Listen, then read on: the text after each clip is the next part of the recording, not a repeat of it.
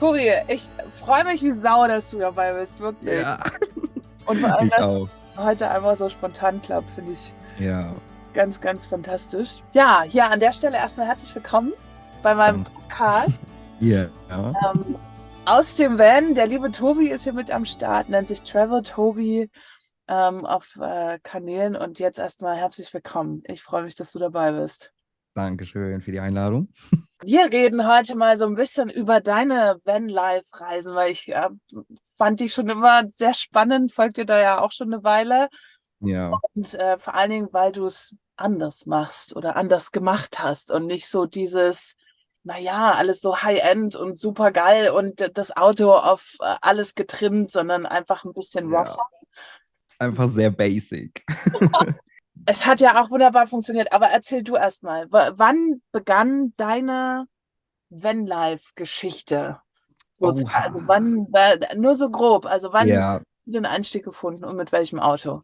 also ich glaube 2018, Anfang 2019 habe ich mir, ja, also dadurch, dass ich einen Hund habe, das ist die Grundgeschichte, warum ich überhaupt ins Vanlife gekommen bin, ist, ich habe einen Hund gekriegt, also ich habe mir einen Hund geholt und dann habe ich mir gedacht, wie kann ich denn reisen mit einem Hund? Und daraufhin bin ich dann zu Vanlife gekommen und dann habe ich mir 2019 dann einen Van gekauft, einen alten VW T3, keine Ahnung gehabt über Autos, keine Ahnung, noch nie einen Motor gesehen von innen gefühlt, gar keine Ahnung gehabt. Und ich glaube, ja, das war der erste Van, den ich mir angeschaut habe. Und ich habe den einfach nur gesehen. Ich habe gesagt, so den will ich haben. Der sieht cool aus. Den nehme ich. Ich habe nichts gecheckt vorher. Ich habe gar nichts gecheckt vorher. Ich fand ihn einfach cool und war ein Postbus, also mit Hochdach. Und ja, das war 2019. Und dann habe ich angefangen. Ne? Ich habe angefangen, ihn selber auszubauen, so gut wie ich konnte. Weil, um ehrlich zu sein, ich habe vorher gefühlt vielleicht einmal einen Nagel in die Wand gehauen. Ich habe vorher noch nie irgendwas Handwerkliches. Ich war nie so ein Ding, als ich meinen Eltern erzählt habe, oh, ich baue einen Van aus, mach den zum Wohnmobil. Die haben mich erstmal ausgelacht und haben gesagt, so, Tobi, du kannst nicht mal ein Ikea-Regal aufbauen und dann willst du den ganzen Van mit Elektrik und drum und dran ausbauen. Ähm, ja, und so bin ich dann da reingekommen und habe dann tatsächlich ein Jahr lang an dem Van gearbeitet. Und man muss aber auch sagen, dass ich zwei Jobs hatte. Ich habe 6 Tage die Woche gearbeitet, 12 Stunden am Tag.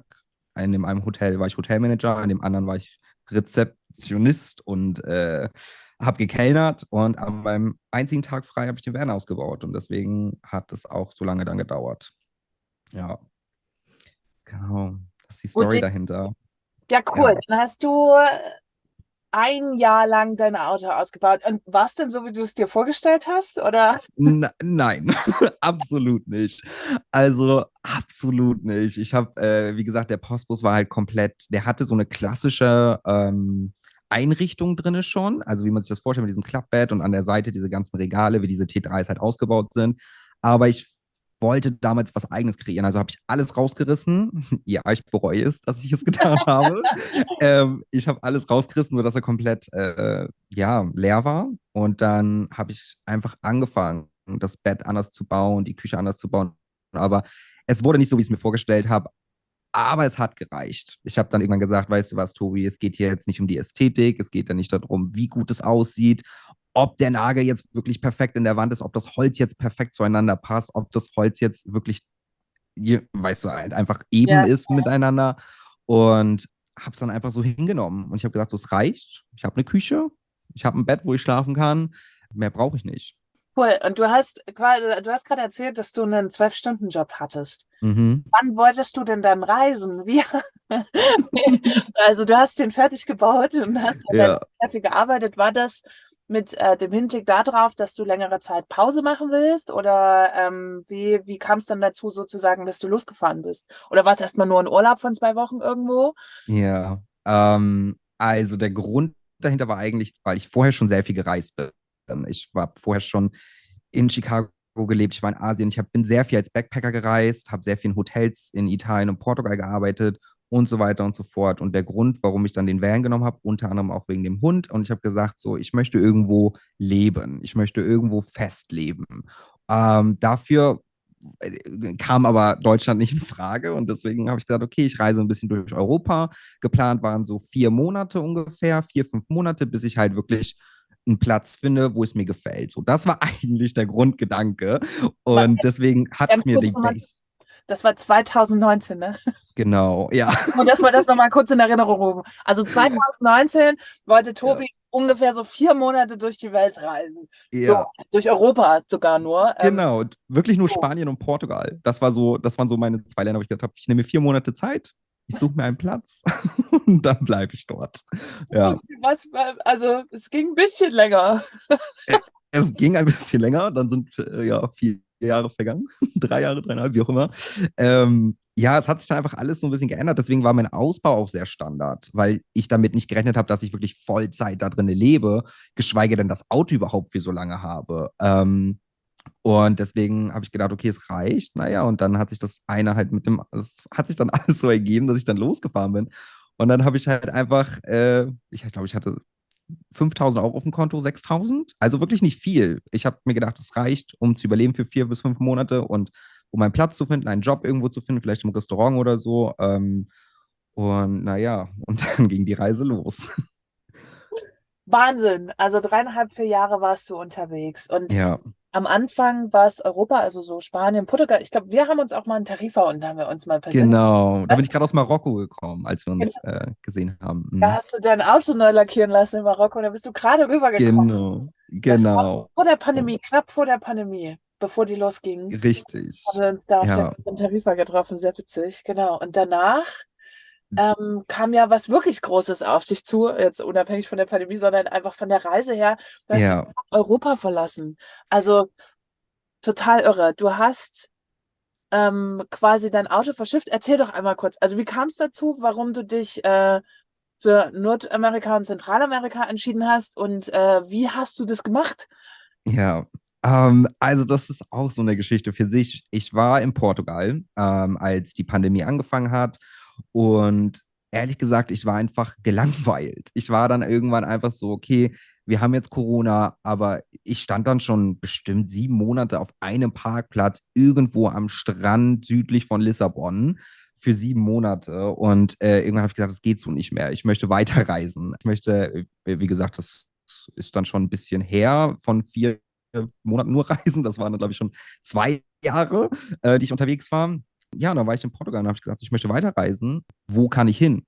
Was ist offen für Menschen so außerhalb, also Touristenvisum etc. etc., weil natürlich Corona ein Riesending war und alles andere hatte geschlossen außer Mexiko. Das war im Prinzip das Einzige. Ich bin eines Morgens aufgewacht und habe gesagt, okay, Mexiko, ich komme.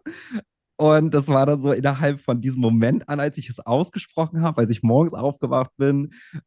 Ja, 2 Wochen später war ich auf dem Weg zurück nach Deutschland. Flüge waren gebucht. Verschiffungsfirma hatte ich irgendwie gefunden. Ich habe einfach so die genommen, die am günstigsten war und bin dann auf dem Weg zurück nach Deutschland gewesen, 2 Wochen später. Das war alles sehr, sehr spontan und es war nicht so, dass ich da jahrelang drauf gespart habe oder jahrelang drüber nachgedacht habe, das zu tun. Es war eine sehr spontane Entscheidung. Und ja, dann bin ich zurück nach Deutschland gefahren und habe das dann alles organisiert, habe den Van dann verschifft und dann bin ich danach geflogen nach Mexico City. Das ist ein dickes Ding. Also ich finde, gehört ja auch viel Organisation mit dazu. Also Punkt eins, Ja. hast du die 2 Jahre quasi überbrückt mit Arbeiten? Hattest du einen festen Job oder hast du dich von Hotel zu Hotel durchgeschlagen oder wie lief denn das? Weil nachher für die Verschiffung, Flug und so weiter braucht es ja Mm, auch ein bisschen Geld. Es braucht nicht wahnsinnig, genau. aber es braucht ein bisschen Geld. Wie hast du das denn gelöst? Also von ich travel mal 4 Monate rum hin zu welchem Job? Ja, also als ich dann angefangen habe zu realisieren, okay, das ist jetzt mein Leben, das ist jetzt, ich lebe jetzt Vollzeit in diesem Van. Das ist nicht nur, dass ich nur 3, 4 Monate reise und natürlich ich kam aus Marokko, ich hatte mein Van neu lackiert, ich war broke. Danach war wirklich so, okay, ich hatte vielleicht noch 300 Euro auf dem Konto und bin dann nach Portugal gefahren, um mir dort einen Job zu suchen. Ich habe dann gesagt, okay, irgendwo muss Geld herkommen. Ich bin dann nach Portugal und habe mich dann in Restaurants beworben tatsächlich und hatte dann auch ein Restaurant, das mich dann auch einstellen wollte. Und wie es dann so kam, manchmal ist das Universum ja, schickt dir einfach Dinge zu. Ich hatte den Job sicher, ich habe den Vertrag unterschrieben, war bereit, an einem Platz zu sein und zu arbeiten. Und dann hat sich das so ergeben, dass ich online arbeiten konnte. Dann bin ich in Kontakt gekommen mit den alten Hotels, wo ich gearbeitet habe Und dann habe ich von dem Zeitpunkt an dann online für die gearbeitet. Das bedeutet, halt das Marketing gemacht und so weiter und so fort. Und habe natürlich dann den Job in dem Restaurant nicht angenommen. Ich habe den dann abgesagt und habe gesagt, so, yes, jetzt kann ich Vollzeit online arbeiten, Jackpot, geil. Und ja, dann so habe ich dann halt im Prinzip auch überlebt. Und da kam es dann halt auch dazu, dass ich dann halt wirklich Vollzeit in dem Van gelebt habe, weil ich hatte ja alles. Ich hatte meinen Job, den ich ausüben konnte aus dem Van aus. Ich konnte wo immer stehen, wo ich wollte, irgendwo hingehen. Und da habe ich dann natürlich dann auch Geld gespart, beziehungsweise hatte dann was auf der Kante, um zu sagen, okay, ich bezahle jetzt die Verschiffung und die Flüge, Tierarztkosten für den Hund und allem drum und dran. Ist Ja. natürlich nicht ganz günstig, muss man wirklich sagen. Da würde ich jetzt gerne mal einhaken. Hast du es ganz grob auf dem Schirm, was du bezahlt hast? Nur, dass man mal so eine Vorstellung davon bekommt. Ja, Jetzt 2.000 Euro, da sind es 20.000. also Ähm, alleine die Verschiffung, die hat mit Hafengebühren in Mexico City, ich glaube, 2.500 € gekostet. von dem Ähm, T3, muss man auch sagen. Ne? Das ist ja nicht besonders genau, groß, das Auto. Also er ist hoch, genau. aber nicht lang. Geht es nach Größe? Ja, ne? Schon. Ja, also das wird alles haargenau abgemessen, auch am Hafen in Deutschland. Das wird alles nochmal nachgemessen. Also es geht halt danach, welches Fahrzeug man hat. Ja, Und dann Tierarzt, du reist mit dem kleinen Jack Russell. genau, So ja, klein ist ja gar nicht, ne? Also, ja. Ja, genau. Ja, dann kommen die ganzen Tierarztkosten, ne? Also man muss natürlich etliche Dinge haben, was ich vorher auch nicht wusste. Ich habe einfach gedacht, so, ja, es wird alles, ich bin da immer sehr spontan und versuche mir da nicht allzu viele Gedanken zu machen, sondern ich denke mir so, ja, wird schon irgendwie werden. Und dann habe ich mich natürlich mehr und mehr damit auseinandergesetzt und dann muss man natürlich alle Impfungen müssen up-to-date sein und Gesundheitszeugnis und so weiter. Also das kam dann noch dazu. Ich schätze mal, das waren so um die 300 €, 250 € an Tierarztkosten, mhm. die ich dann noch bezahlen musste. Und da muss man natürlich auch den Flug zahlen, der für mich relativ günstig war. Also ich glaube, ich habe knapp 280 € für den Flug bezahlt, aber der Hund kommt natürlich drauf. Ne? Das waren dann auch nochmal 150 € für den Flug für den Hund. Aber trotzdem sehr überschaubar. Hätte ich jetzt mit fast mehr gerechnet. Ja, Also für die Flüge und für Tierarzt tatsächlich. Okay. ja. Und dann roundabout sind das ja, oh Gott, schnelles Kopfrechnen. Kriegst du es zusammen? Sagen wir mal so, mit allem drum und dran dann noch Zug nach Amsterdam, Hotel Amsterdam und so weiter und so fort. 3.500. 1.500, bis du da gelandet bist. Genau.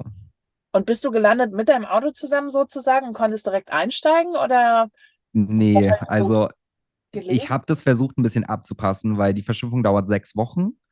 Das Wow. heißt, ich bin nach Hause, habe den Van verschifft und war erst mal, glaube ich, 4 Wochen zu Hause. Also habe bei meiner Mutter gelebt, um die Zeit halt zu überbrücken. Ja, und dann habe ich halt 4 Wochen gewartet und bin dann rübergeflogen und dann hatte ich, glaube ich, noch eine Woche. Also ich war eine Woche vorher schon in Mexico City. Und ab da ging es los. Ach, krass, ich habe das ja alles mitverfolgt. Und Ja, das ist schon ein großer Schritt, finde ich, so weit weg alleine unterwegs zu sein. definitiv. Erzähl mal, wie ging das los emotional? Wenn man dort ankommt, in sein Auto steigt, in sein Zuhause und dann plötzlich da auf einem völlig anderen Kontinent. Ja, dieses Gefühl, es war einfach verrückt, ne? Also wenn du ich war vorher noch nie in Mexiko, ich war noch nie in Zentralamerika. Das heißt, ich hatte gar keine Ahnung, was mich erwartet. Und ja, dann habe ich den Van abgeholt vom Hafen und ich war erstmal froh, dass er heil angekommen ist, weil man hört ja immer diese ganzen Horror-Stories von, ja, der Van, wenn der da ankommt, die brechen dann ein und klauen Dinge. Und das passiert tatsächlich relativ oft, dass Mhm. die den dann aufbrechen und Sachen rausstehen. Aber bei mir war wirklich alles perfekt in Ordnung. Also dieser Moment, als ich den Van abgeholt habe, alles in Ordnung, alles perfekt. Der sprang auch an, weil ich hatte natürlich auch Angst, so 6 Wochen auf einem Schiff, ne? Hatte ich Angst, dass er da nicht mehr anspringt, wenn ich ihn abhole. Aber hat alles perfekt funktioniert. Ja, also bis ich dann vom Hafen runtergefahren bin. Und ab da an ging es bergab. Okay, erzähl mal. Ja, ich musste natürlich dann tanken, weil man darf den Van ja nicht vollgetankt auf dem Schiff lassen, sondern ich glaube, ein Viertel darf im Tank sein. Und ich bin dann das Auto abgeholt, hat perfekt funktioniert, bin zur Tankstelle gefahren. Ja, mexikanische Tankstellen sind natürlich ein bisschen anders. Und nicht jede mexikanische Tankstelle oder generell Tankstellen in Zentralamerika hat Diesel. Und ich bin dann zu der ersten Tankstelle gefahren und die tanken ja für dich. Das heißt, du steigst nicht aus und machst das für dich selber, sondern Du sagst, was du tanken möchtest und wie viel und so weiter und so fort. Und die machen das dann für dich. Und ich war natürlich total nervös, weil das erste Mal auf den Straßen in Mexiko und alles war so, ne, war halt einfach super viel los. Und dann habe ich den halt gefragt ja, und habe gesagt, so, ja, Diesel. Und er hat gesagt, ja, ja, Diesel, Diesel, Diesel. Und naja, Ja. ich habe ihm halt vertraut. Und er hat das Ding voll gemacht und bin dann losgefahren. 10 Meter Ja, oder was? gefühlt, ja, 10 Meter. 15 vielleicht. Und dann hat das Ding aufgehört zu fahren. Und ich dachte mir, das kann jetzt nicht dein Ernst sein. Das ist der erste Tag meiner Reise. Und dieses Auto ist einfach Da rein, ausgegangen. ne? Der hat Benzin Ja, gemacht, oder? Oh, er krass. hat Benzin komplett bis oben hin voll in Du mein hast ihn auch noch Dieselauto getankt. Ja, gestartet. Um ich Gottes habe ihn Willen. noch gestartet. Ja, das ist Mhm. quasi die Vollkatastrophe, die man machen kann, wenn man falsch tankt. Solange das Mhm. alles noch an der Tankstelle passiert, man bekommt es mit, okay, auspumpen lassen, ne, einmal durchreinigen und fertig. Ja, Funktioniert es, aber man darf nicht fahren. nein. Aber ich habe ihm halt vertraut, ne? Ich hatte Ja, ja klar. keine Ahnung. So, ich habe gedacht, so, okay, er weiß schon, was er tut, wenn ich ihm sage Diesel, weil Diesel heißt auch in Spanisch Diesel. Also das ist genau dasselbe Wort. Ne? Ja, naja, war ein Reinfall. Kannst du Spanisch? Nee, tatsächlich nicht. Ich habe gedacht, so, ich gehe dort einfach hin, ohne ein einziges Wort Spanisch zu sprechen. Ja. Eine Frage habe ich noch an dich. Wie hast denn du das mit dem Führerschein gelöst? Weil das finde ich immer ganz spannend. Wenn man ins Ausland geht, braucht man ja eigentlich Mhm. einen internationalen Führerschein. Genau. Den habe Hat, ich mir auch geholt, also ganz normal in Deutschland. Internationalen Führerschein, das geht ja relativ easy. Ne? Kostet auch, glaube ich, nur 8 Euro oder so, 9 Euro. Und dann mhm. hast du so ein Papierding und es hält ein Jahr. Mhm. Mittlerweile nur noch ein halbes, aber ja. Ach, okay, alles klar. Mhm. Naja, es muss ja, ne? Ach, warum auch immer. Aber Ja. spannend. Okay, und dann standst du da 10 Meter weg von der Tanke, kannst ja direkt wieder zurückgehen und quasi sagen, Junge, was soll das? Oder haben Ja, die ich habe ja nicht gesagt, damit, steht ich was? wusste es ja Ach nicht. Also so, ich okay. wusste ja nicht, dass er Benzin reingekippt. Das heißt, ich habe gedacht, es ist irgendetwas anderes, was kaputt ist. Und deswegen habe ich erstmal Ewigkeiten rumgefuschelt, habe geguckt, ne, sind irgendwelche Kabel locker, weil man kennt ja sein Auto so nach 2 Jahren. Man weiß so, wo so die Ja. Stellen sind, die kaputt sind oder ne, die Probleme machen. Und habe es dann auch hingekriegt. Das Ding ist wieder angesprungen und ich bin gefahren. Und da habe ich mir gedacht, so, oh geil, ne, es war einfach nur ein lockeres Kabel. Ja, 5 Minuten später dasselbe Problem. Und so ging das dann. Und dann irgendwann war ich ganz verzweifelt auf der Autobahn, so auf dieser Oh, du hast den Schnellstraße Motor rechts richtig, angehalten. du hast den Motor wirklich richtig zur Sau gemacht, ne? Ja, O- ähm, Okay. ja, und dann hat sich das alles so ergeben, ne? Und dann kam jemand im Prinzip vorbei, der ein Volkswagen-Liebhaber war und der selber einen Käfer gefahren ist und hat dann versucht, mir zu helfen und hat mir in diesem Moment hat er mir gesagt, du, die haben hier Benzin reingekippt Oh, statt Diesel. Und dann wusste ich, okay, meine Reise ist vorbei. Ich habe wirklich gedacht, dieses Auto ist jetzt im Arsch, der Motor ist im Arsch, meine Reise ist vorbei, ich fliege wieder zurück. An meinem ersten Tag. das ist ein richtiger Kackeinstand, ey. Ich würde, also, ja, kann ich gut nachempfinden, dass man dann so denkt, auch so weit weg von zu Hause. Scheiße. Ja, war spannend. Ja, dann hast du da den Liebhaber von Volkswagen, was ja schon mal richtig gut ist. Ja, da war ich echt so, Gott sei Dank, Alter. jemand hier. Und dann hat er mir aber auch gesagt, dass es hier sehr wenige Dieselwerkstätten gibt. Also Diesel ist in Mexiko, sage ich mal, nur die Trucks, also wirklich nur die LKWs oder auch sehr kleine Werkstätten, die auf Diesel spezialisiert sind. Aber das große Ding dort sind halt einfach Benziner. Das heißt, du findest sehr, sehr gering irgendwelche Dieselwerkstätten. Und ich dachte mir so, Halleluja, toll, genau das, was ich hören wollte. Und naja, und dann hat er mich eingeladen zu seiner Familie. Also er hat dann gesagt, weißt du was, du kannst mit dem Auto nicht mehr fahren. Ich wohne hier direkt um die Ecke, meine Familie hat hier ein Haus. Wir versuchen das Auto dort irgendwie hinzukriegen, in den Garten von denen. Und das haben wir dann auch geschafft tatsächlich. Also wir haben es dann geschafft, dieses kaputte Auto in den Garten zu stellen von seinen Eltern. Also Glück im Unglück, ne? Gleich Ja, einen Einstand gehabt. Wie lange habt ihr gebraucht, um das Ganze zu reparieren, dass du weiterfahren konntest? boah, ich glaube, 3 Wochen hat es gedauert. 3 Wochen Wow. circa. Ich habe 3 Wochen mit der Familie gelebt. 6 Kinder. mit denen zusammen, mit denen gekocht, mit denen eine Hochzeit gefeiert, alles Mögliche. Ich habe alles erlebt in diesen 3 Wochen. Wahnsinn. Aber oh, was das für Geduld auch kostet, oder? Also wie Ja, war das also, für dich? Also in so einer fremden. Oh krass, erzähl mal. ja, es war einfach natürlich, ich war natürlich erstmal so, okay, ich spreche kein Wort Spanisch. Gott sei Dank konnten die Eltern von ihm Englisch. Das hat es natürlich sehr erleichtert, das Ganze. Ja, dann haben die sich auch um alles gekümmert. Also wirklich, es war einfach eine wunderschöne Erfahrung. Ich habe solche Herzlichkeit von denen bekommen, was ich auch niemals wieder vergessen werde, weil die haben mir wirklich so viel geholfen, weil ich habe wirklich gedacht, ich fliege nach Hause. Ich habe wirklich gedacht, es ist vorbei. Und die haben mir so viel Hoffnung, die sind überall zu sämtlichen Mechanikern gefahren, haben sich um alles gekümmert und die Mechaniker sind dann tatsächlich zu diesem Haus gekommen. Die haben das wirklich alles in diesem Garten gemacht. Alles gereinigt, alles auseinandergenommen und so weiter und so fort. Und ja, aber ich hatte trotzdem eine sehr schöne Zeit in diesen 3 Wochen. Also, das muss ich echt sagen. Mhm. Abgefahren. Okay, und dann war das Auto repariert. Das erste Mal springst du wieder an und dann denkst Genau. du, jetzt geht die Reise los. Jetzt geht die Reise los. Yes. Ja. Ja, Und und dann ging die Reise auch los. Also dann war auch wieder, das Auto ist ganz normal gefahren und ich habe angefangen, Mexiko zu erkunden tatsächlich. Mhm. geil, Ja. erzähl mal ein bisschen darüber. Also wie ist Mexiko so? Natürlich auch eine sehr wichtige Frage, wie sicher ist Mexiko, da rumzufahren, ne? Alleine und Mhm. wie hat es dein kleiner Doggy verkraftet, plötzlich auf einem anderen Kontinent zu stehen? Erzähl mal. Ja, also erstmal, wir kamen halt, also wann waren wir denn dort? Im Juni, Ende Mai sind wir angekommen. Und für jeden, der schon mal in Mexiko war, der weiß, dass es eine tropische Hitze ist. Und wenn ich sage tropisch, also wirklich Hitze, die Luftfeuchtigkeit ist unendlich. Also darüber habe ich auch gar nicht nachgedacht. Ich meine, ich lebe in einem alten VW T3. Ich habe keine Klimaanlage drin. Ich habe nicht mal einen Ventilator gehabt oder so oben, weißt du, wie die meisten das ja haben, in der Decke oder so, gar nichts. Ich habe darüber gar nicht nachgedacht. Und ja, das habe ich dann sehr schnell gemerkt. Nach einer Woche überall Moskitos durch diese tropische Hitze. Es war einfach unendlich heiß.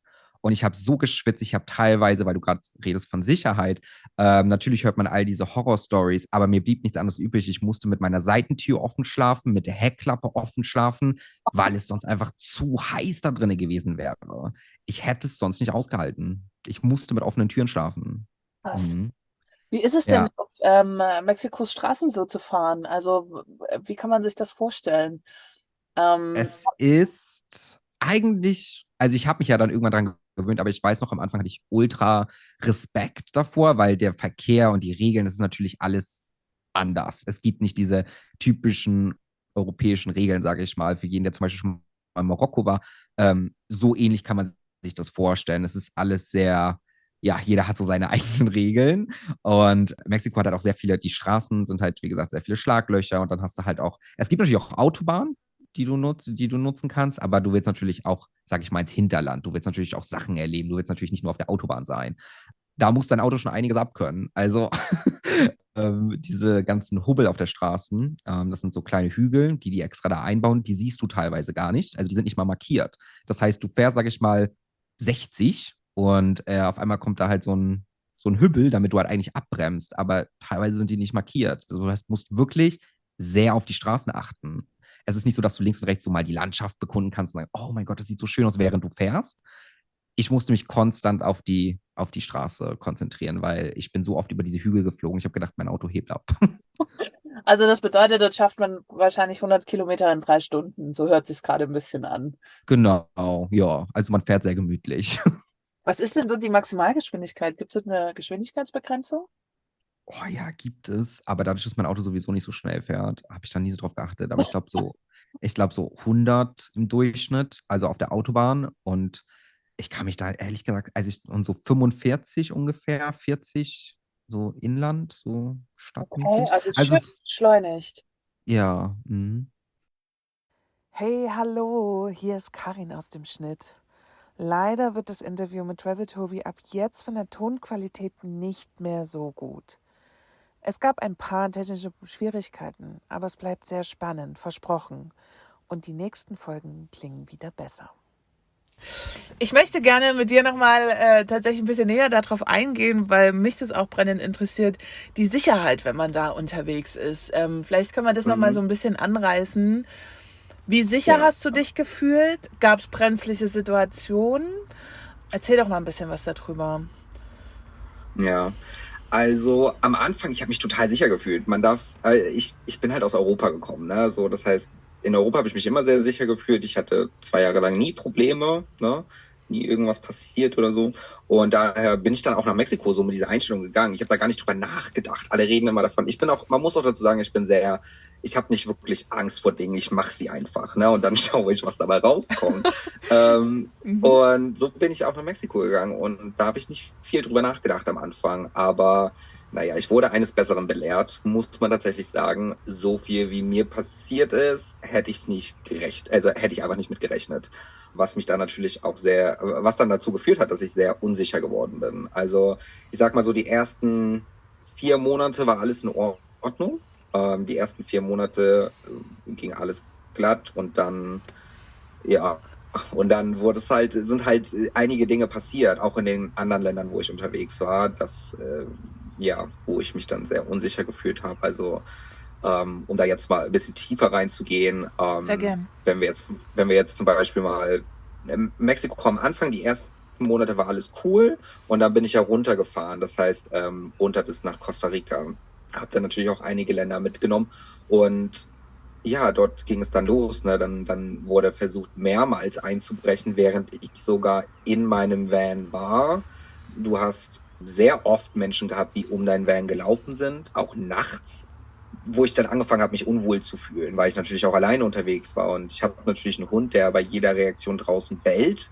So, das heißt, wenn du dann nachts irgendwann um 3 Uhr aufwachst, weil dein Hund bellt, du kriegst natürlich dann irgendwann eine Herzattacke, ne? Weil du schon damit automatisch rechnest. Also, ob ich dann zum Beispiel in Costa Rica mit einem Messer bedroht worden bin, als ich draußen war, oder es sind einfach in Mexiko, ne, sind halt auch super viele Dinge passiert, wo dann eingebrochen worden ist. Und ja, es hat dann halt einfach nur am Ende dazu geführt, dass ich sehr, sehr unsicher geworden bin. Aber am Anfang nicht. Am Anfang war alles gut. Ja.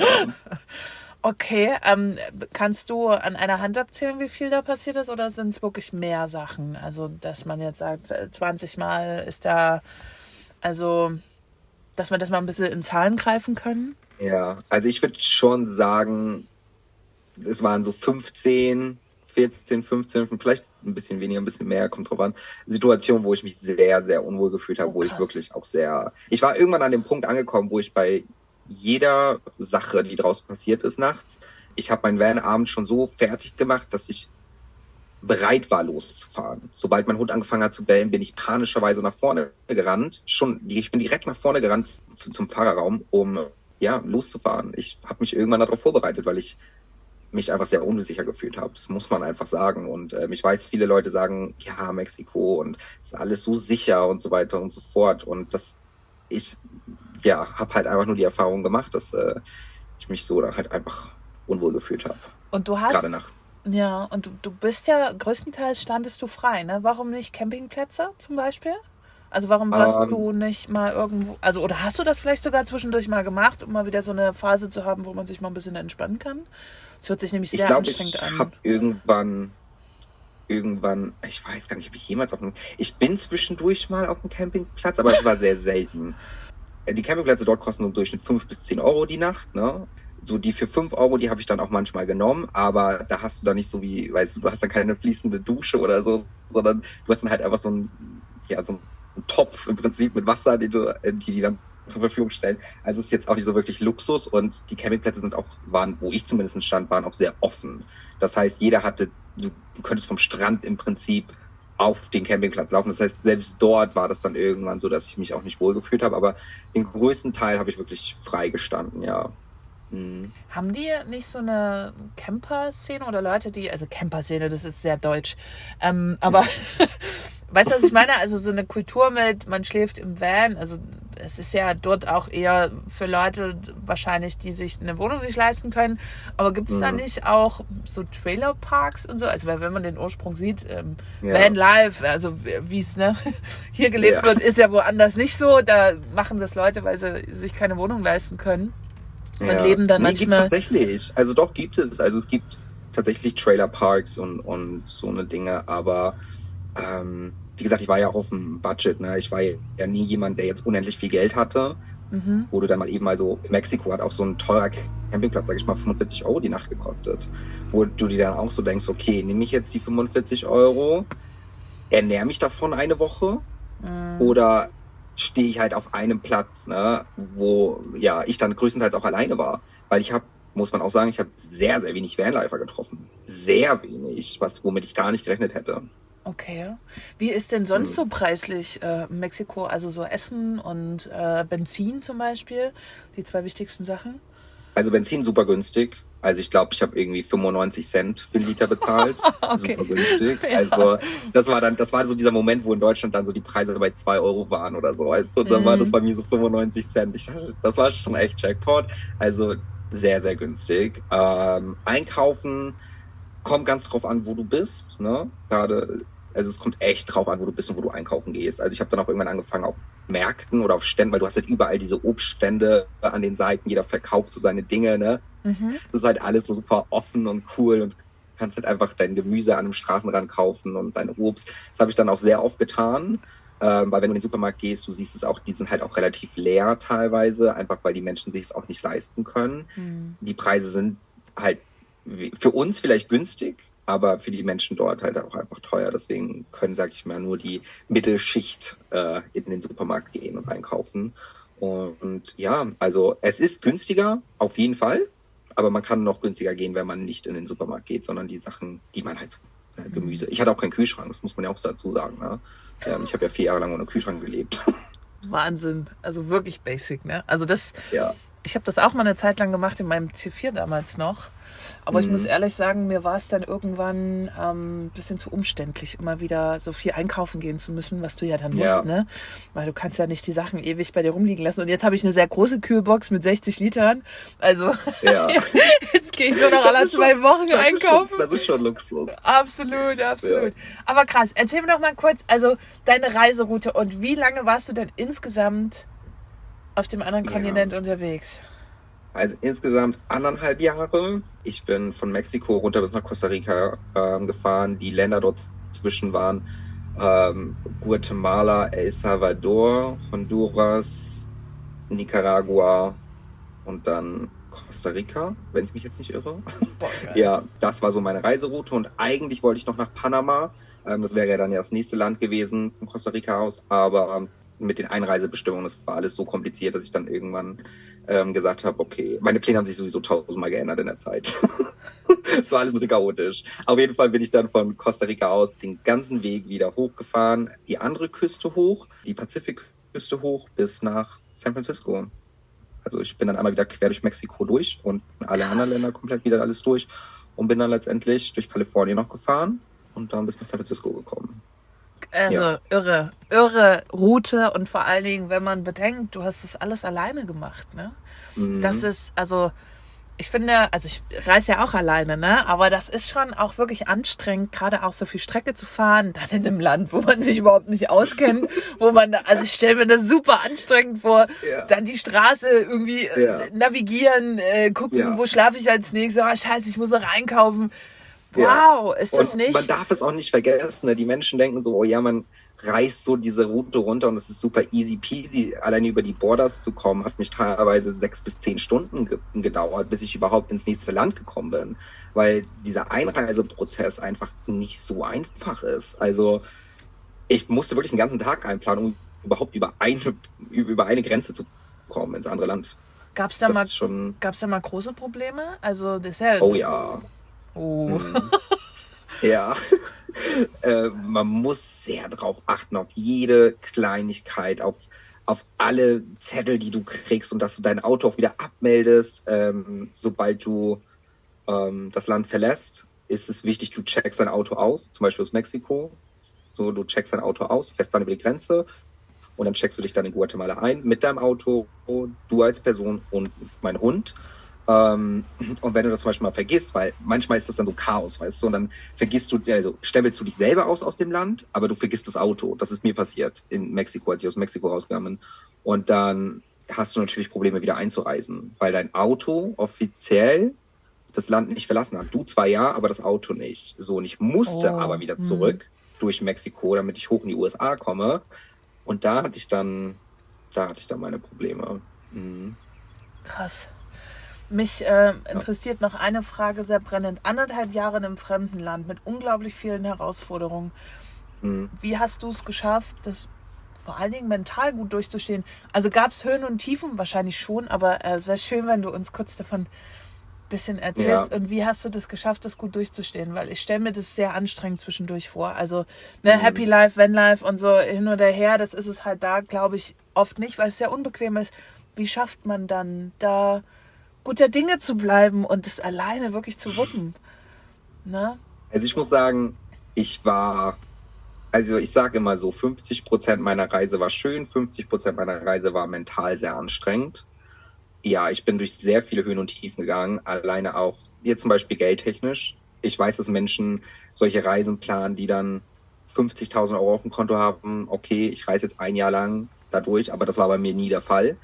Ich habe wirklich irgendwann gehabt, weil mein Auto natürlich auch sehr viele Probleme dann irgendwann gemacht hat, dass ich super viel Geld in das Auto gesteckt habe.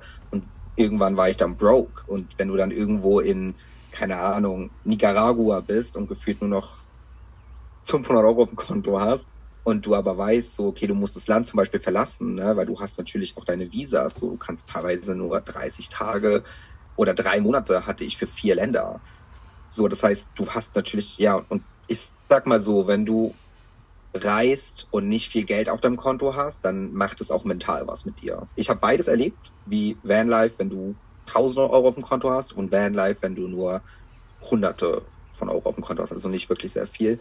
Und ja, das war natürlich dann bei mir auch irgendwann das Problem, dass ich dann gesagt habe, okay, scheiße, so, ich muss mehr arbeiten, und also weil ich ja immer noch online gearbeitet habe, aber du willst natürlich auch was sehen vom Land, aber du musst letztendlich noch mehr arbeiten. So, das war alles mental sehr anstrengend. Dann die Hitze dazu, dann die ganzen Einbrüche, die ich hatte. In Mexiko am Ende wurde mir alles geklaut, was ich hatte. Ich hatte nichts mehr. Ich hatte nur das, was ich nur noch anhatte. Ich hatte keine Batterien mehr. Ich hatte nichts mehr. Also alles Wahnsinn. wurde aufgebrochen und geklaut. Es war mental sehr, sehr schwierig, und deswegen kam dann ja auch irgendwann der Punkt, wo ich gesagt habe, okay, ich kann nicht mehr. Ich will nicht mehr, und ich lasse den Van hier, also in San Francisco dann am Ende, und ja, beginnen, sag ich mal, mach einen Neustart, weil ich habe mich auch super einsam gefühlt irgendwann. Wie ich schon gesagt habe, man hat sehr wenig Vanlifer getroffen. Ich glaube, ich habe 2 Leute getroffen im Van in 1,5 Jahren. Ach Quatsch. Was natürlich erstmal cool klingt, wenn man aus Europa kommt, wo, sag ich mal, an jedem Strand 20 Vans stehen, denkt man sich so, oh, das ist ja Heaven, wenn man dann so ganz alleine ist, überall an jedem Strand und so weiter und so fort. Habe ich auch am Anfang gedacht, aber irgendwann fühlst du dich auch einsam, ne? Also irgendwann, ja, fühlst du dich alleine und willst halt auch irgendwelche Leute haben, mit denen man reden kann oder sich mal treffen kann oder wie auch immer. Oder, ne, wie man das halt so macht, wenn man andere Vanlifer trifft. Aber ich habe wirklich 2 Vans getroffen. Oh, das ist wirklich sehr, sehr, sehr, sehr wenig. Man muss dazu sagen, du hast die Reise auf YouTube auch dokumentiert. An der Stelle darfst du gerne deinen YouTube-Kanal mal nennen. Wir verlinken den natürlich auch mit unten drunter. Ja, der YouTube-Kanal Travel with Toby, da habe ich wirklich alles von emotional bis lustige Momente, ich wirklich alles festgehalten. Und ich bin froh, dass ich es getan habe, weil ich schaue mir das jetzt an und ich sage so, wow, Tobi, du bist echt durch Scheiße gegangen, muss man wirklich mal auf gut Deutsch so sagen. Und du hast es trotzdem irgendwie hingekriegt und du hast trotzdem schöne Momente erlebt. Und ja, es war auf jeden Fall eine sehr intensive Reise, und ja, also ich werde es, glaube ich, nie wieder vergessen. Das ist echt krass gewesen. Oh, das glaube ich. Das sind Erinnerungen, die prägen ja auch das Leben. Also wer sich das total gerne mal angucken möchte und da mal ein bisschen mitfühlen möchte, hier nochmal Travel with Toby.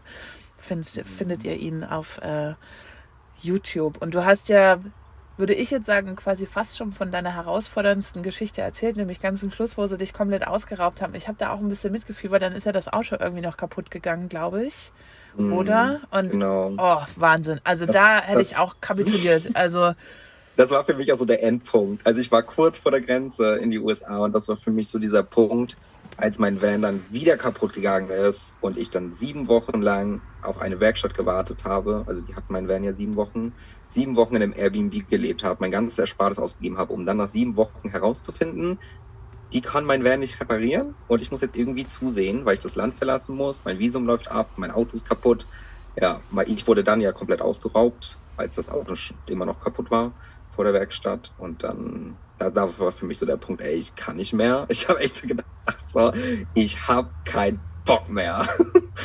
Ja, das war eine Nummer.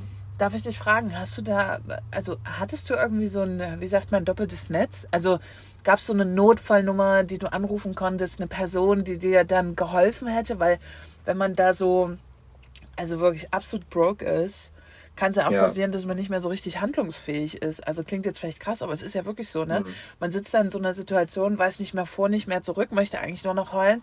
Und da ist dann eigentlich so eine Notfallnummer, könnte man die auch nennen. Aber die hatte ich leider nicht. Das war so, ich saß da einfach nur, ich habe nämlich meine Mutter angerufen, ich habe gesagt so, ey, es sind jetzt über 1 Jahr und seit einem Jahr gehe ich konstant durch die Scheiße. Ich habe gesagt, so, was soll ich jetzt machen?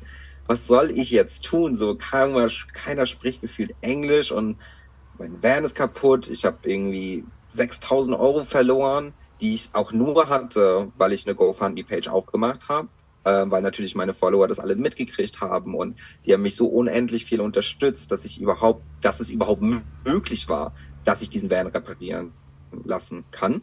Aber dann am Ende auch nur wieder von den Mechanikern auseinandergenommen worden bin und den Van kaputt zurückgekriegt habe nach 7 Wochen. Ja. Krass. Und du warst aber dann, also erzähl kurz weiter. Also irgendwann war es repariert? Genau, der war da komplett kaputt und ich wurde ausgeraubt den Tag, also der Van wurde komplett zerstört von innen, nachdem sie mir den zurückgegeben haben. Und den nächsten Tag bin ich halt hingefahren zu der Werkstatt mit dem Abschleppdienst, weil ich eine neue Werkstatt gefunden habe in Tijuana, die gesagt haben, okay, wir probieren es, den Van zu reparieren.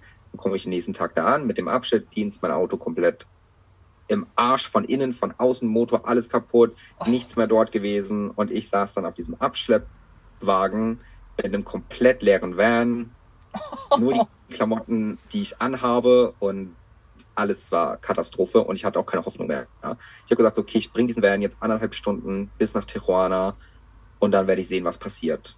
Broke as fuck. Und bin dann tatsächlich in die Werkstatt gekommen und ich bin so froh, dass ich diese Energie noch gehabt habe, um zu sagen, okay, ich mache weiter, ich gebe noch nicht auf, auch wenn ich nicht mal mehr eine Zweitbatterie in meinem Van hatte. Ich hatte aber nichts mehr drin. Und habe dann Gott sei Dank eine richtige Werkstatt gefunden, beziehungsweise einen richtig netten Mann, der der seine kleine Werkstatt hat und ich dann Gott sei Dank Glück hatte, dass er mir sehr viel geholfen hat in super vielen Dingen und es war echt wieder so, da hat es sich einfach gelohnt, die Hoffnung nicht aufzugeben und weiterzumachen, weil ich habe so ein gutes Verhältnis mit ihm aufgebaut. Ich habe seine Familie wieder kennengelernt und er hat mir alles gezeigt, was er gemacht hat, damit ich auch dazu lerne. Und war dann dort nochmal für 3 Wochen und dann auch wieder 2.000 Euro ausgegeben. Und dann hat er den Werner aber repariert gehabt und dann war ich startklar für die USA. Geil, da bist du auch hingefahren. Aber dir war schon klar, das geht nur bis dahin und dann ist Stopp? Oder wie ging es weiter? Mein Plan war eigentlich, weil der Van dann ja komplett fertig war und ich dachte, er läuft perfekt und alles wurde repariert, dass ich bis nach Vancouver, bis nach Kanada fahre und dort den Winter verbringe. Ich habe mich super auf den Winter gefreut. Ich habe mir eine neue Lithium-Batterie gekauft. Ich habe wirklich den Van komplett ready gemacht, damit ich den Winter in Kanada überlebe. Und das war eigentlich mein Plan. Und dann wollte ich ihn von Kanada aus, von Vancouver aus zurück verschiffen nach Europa. Das war so der Plan. Und dann bin ich, wie gesagt, durch Kalifornien gefahren und war dann in San Francisco. Oh, das habe ich gesehen, wie du da, die Bilder. Ist es wirklich so aufregend, plötzlich an diesen ganz berühmten Orten zu stehen oder ist es eher so, ja, okay? Ich muss sagen, ich war sehr sehr erschöpft von dieser ganzen Reise, dass ich das, glaube ich, gar nicht alles so krass wahrgenommen habe, weil ich einfach nur so, Scheiße. nach diesem ganzen, aber ich muss trotzdem sagen, wenn ich jetzt so zurückschaue, dass ich einfach mit meinem Van, sage ich mal, an der Golden Gate Bridge war oder dass ich in Hollywood mit meinem Van war. Ich bin mit meinem Van zu diesem Hollywood-Sign gefahren oder Santa Monica Pier, so diese ganzen Dinge, die man halt aus diesen ganzen Filmen kennt. Ja, genau. Es war schon ein krasses Gefühl zu sagen, ich habe es wirklich bis hierhin geschafft und ich war unglaublich stolz darauf, dass ich es bis dahin geschafft habe, weil das war mein Ziel. Ich habe immer gesagt, ich möchte es bis nach Amerika schaffen. Das war immer so mein Endziel im Prinzip, wo ich immer gesagt habe, das möchte ich schaffen und wenn es dann kaputt geht, dann ist es in Ordnung, dann war ich in Kalifornien, dann ist es wirklich, dann kann ich damit abschließen. Ja. Das hört sich nach einer selbsterfüllten Prophezeiung an, weil... Ja, und da war ich in San Francisco und dann ist der Van wieder kaputt gegangen und dann habe ich irgendwann gesagt, ich bin dann echt noch zu Werkstätten, ich konnte das Auto teilweise nicht mal mehr anmachen. Ich habe mir mein Essen über Uber Eats, weil ich mitten irgendwo, ich weiß gar nicht mehr, wo ich war, und dann habe ich echt Uber Eats genommen, um mir Groceries, ne, also den Einkauf zu bestellen, weil ich das Auto nicht mehr bewegen konnte. Ich konnte nirgendwo hinfahren und bin dann noch so Werkstatt war dann ja auch nicht mehr drin. Dann habe ich mit Leuten über Facebook-Gruppen geschrieben und am Ende hätte ich nochmal, Amerika-Werkstätten sind sehr, sehr teuer. Das heißt, ich hätte locker nochmal 3.500 Euro reingesteckt, wo ich dann für mich persönlich entschieden habe, weißt du was, Tobi? Erstmal hatte ich das Geld gar nicht, also davon mal abgesehen, das Geld hätte ich gar nicht gehabt. Ich hätte es bestimmt irgendwie zusammengekriegt, aber ich habe so viel Geld in dieses Auto gesteckt. Ne? Also es waren bestimmt 25.000 Euro, die ich alleine nur an mechanischen Sachen über die 4 Jahre reingesteckt habe. Und irgendwann habe ich dann gesagt, so, ja, San Francisco habe ich dann gesagt, das reicht. Genau, man weiß ja auch nicht, ne? Dann steckst du wieder 3.000 rein und dann kommst du vielleicht wieder bis 2.000 Kilometer und dann ist wieder irgendwas. Ne? Also irgendwann ist es ja so verfuscht auch. Ja. Weil da so es fiel mir unendlich schwer. Diese Entscheidung zu treffen. Ja. Einfach aus dem Ding, weil das mein Zuhause war für 4 Jahre. Ich habe gerade alles neu gemacht. Ne? Ich hatte eine komplett neue Küche drin. Ich habe ein neues Fenster einbauen lassen in Tijuana bei meinem letzten Mechaniker, der mir so unendlich viel geholfen hat. Ich habe eine neue Lithium-Batterie. Ich habe wirklich alles neu gemacht. Und ja, es fiel mir unendlich schwer, aber irgendwann muss man realistisch sein, auch wenn ich das nicht mag. Aber irgendwann muss man wirklich sagen, okay, that's it. Und that's it. Man muss auch sagen, das ist gar nicht so lange her, die Entscheidung. Nee, 4 Monate jetzt. 4 Monate? Ja. Genau, das Ende Dezember letzten Jahres, 2020. Genau, dass wir jetzt mal den Kreis schließen. Ne? Das war also wirklich nicht mal ein halbes Jahr. 4 Monate ist es her, dass du beschlossen hast, dein Auto zurückzulassen und irgendwie erstmal zurückzukommen. Was ich total spannend finde, wie lässt man ein Auto zurück? Du musst es ja eigentlich noch irgendwie abmelden. Du hast, wie läuft das? Ich habe mir da auch unendlich viele Gedanken drüber gemacht und ich habe mir so gedacht, so, okay, wie kann ich dieses Auto hier verkaufen? Weil um das Auto zu verkaufen, alleine musst du den Autobrief haben, dieses ganze Gedöns. Und ich hatte zwar einige Papiere mit, aber dieses Hauptding... Das lässt man ja auch zu Hause. Ja. Das liegt halt in Deutschland. Und ich habe mir gedacht, super. So, und die einzige Möglichkeit, die ich wirklich in diesem Moment hatte, war zu sagen, okay, ich gebe es ab, aber sozusagen auf einem Spender-Schrottplatz, wie man es so in Deutschland nennt, und habe dann jemanden kennengelernt, der mich da gesehen hat, verzweifelt am Straßenrand. der hat dann Freunde kontaktiert, die kamen dann vorbei, haben sich das Auto angeschaut und ja, ich weiß bis heute, muss ich sagen, nicht, was sie mit dem Auto gemacht haben. Der hat mich abgeholt, der hat das Auto auf den Anhänger getan, der hat mich und meinen Hund zum Flughafen gebracht und dann habe ich nur gesehen, wie mein Auto weggefahren ist. Und dann, ich weiß es nicht, was damit passiert ist, aber es war die einfachste Lösung, ohne, sag ich mal jetzt, ich hätte das Auto bestimmt verkaufen können für 15.000 Euro, 10.000 Euro vielleicht, aber das wäre nur auf legale Art und Weise gegangen, daher musste halt so ein Spender-Schrottplatz. Ja. Und dann fliegst du zurück und gehst hier auf die Zulassungsstelle oder in Deutschland, nicht hier, sondern genau. In Deutschland auf die Ich habe meine Kennzeichen mitgenommen natürlich, die habe ich mitgenommen Und ja, und dann wird das Auto ganz normal abgemeldet.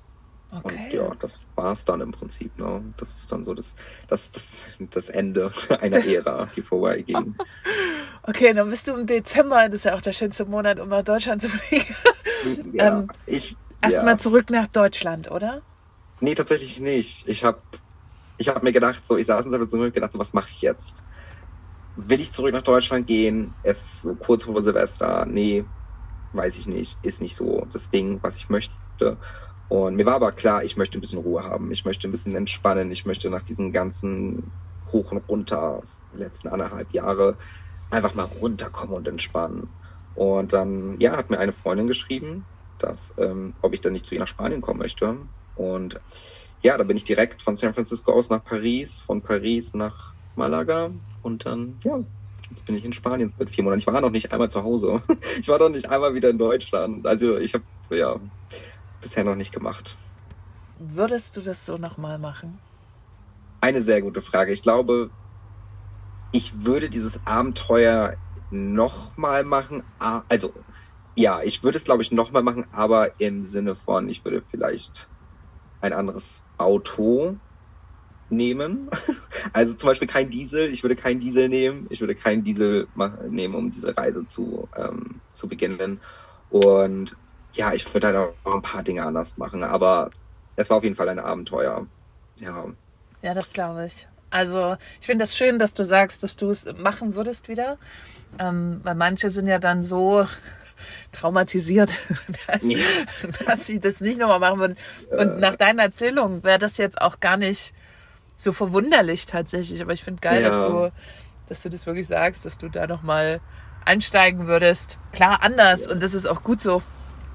Man lernt halt raus, ne? Man lernt halt raus, was ging nicht. Und ich glaube, ich würde es aber auch nicht nochmal mit einem Hund machen. Also definitiv nicht nochmal mit einem Hund. Das hat so viele Gründe, warum ich das nicht nochmal mit meinem Hund jetzt machen würde. Es ist halt einfach, ja, es sind super viele Straßenhunde dort. Das heißt, das war für mich eines, was viele nicht bedenken. Man denkt, man reist mit seinem Hund durch die Gegend, aber die ganzen Straßenhunde darf man nicht vergessen. Mein Hund war so oft krank, weil er einfach mit anderen Straßenhunden gespielt hat, auch wenn ich es immer versucht habe, irgendwie zu vermeiden. Wie traurig auch, ne, eigentlich. Aber das geht nicht anders. Ja. Wenn du am Strand rumläufst, da kommen alleine schon, gerade Mexiko oder Guatemala, Nicaragua, wo auch immer, da kommen da alleine schon 10 Hunde, die natürlich dann gucken, okay, was ist das für ein Hund? Und dann kommen die auf dich zugerannt. Und dann auch diese ganze Hitze. Ich konnte meinen Hund nicht im Auto lassen, wenn ich einkaufe. Das ist wie in Deutschland hier oder in Europa, wenn du Vanlife machst im Sommer und du einkaufen gehen musst.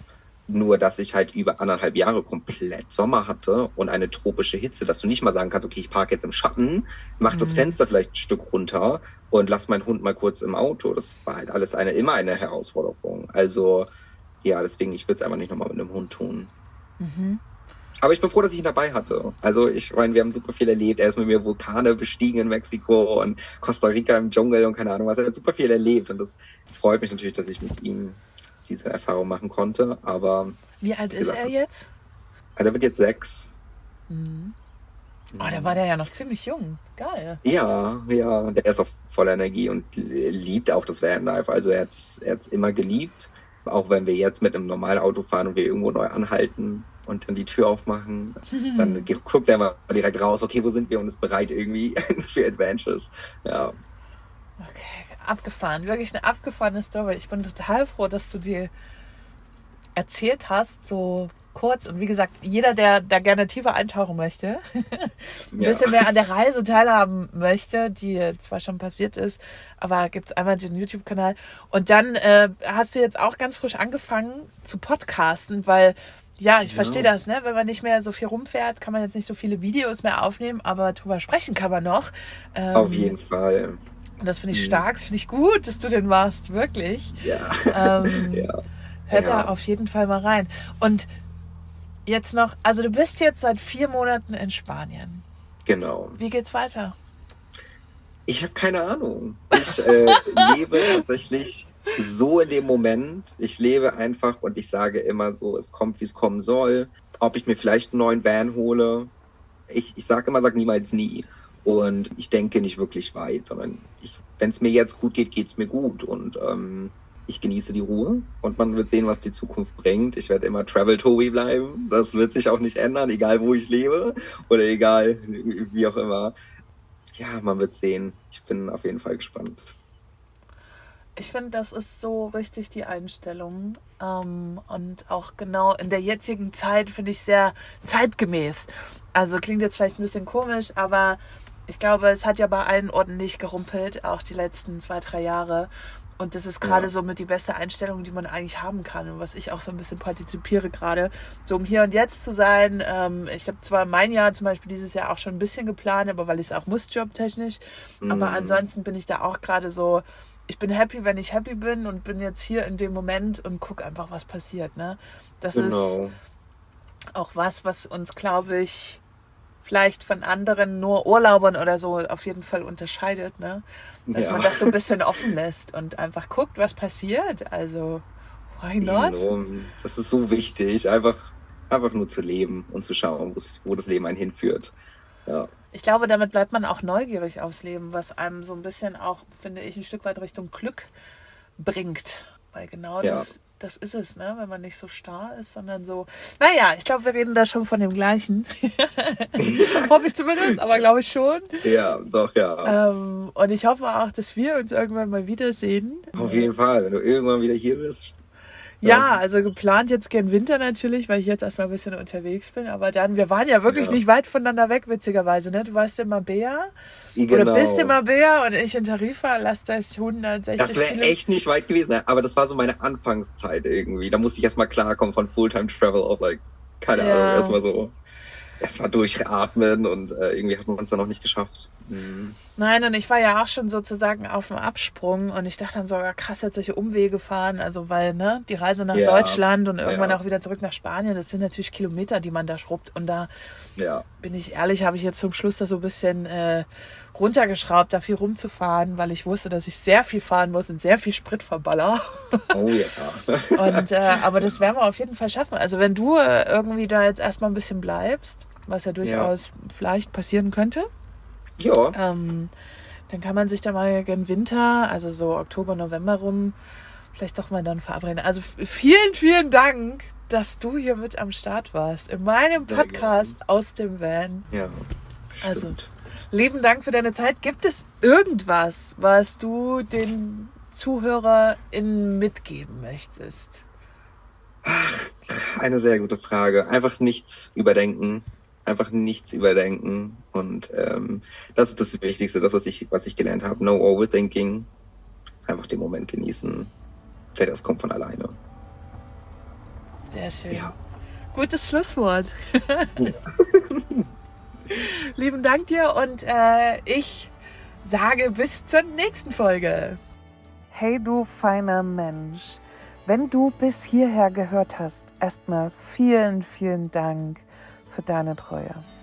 Und wenn dir diese Folge gefallen hat, freue ich mich sehr darüber, wenn du sie teilst, entweder über Social Media, auf Instagram oder wo auch immer du möchtest.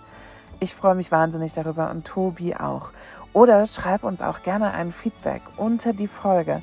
Das Ganze geht natürlich am besten auf YouTube oder bei Apple Podcast in Form einer Bewertung.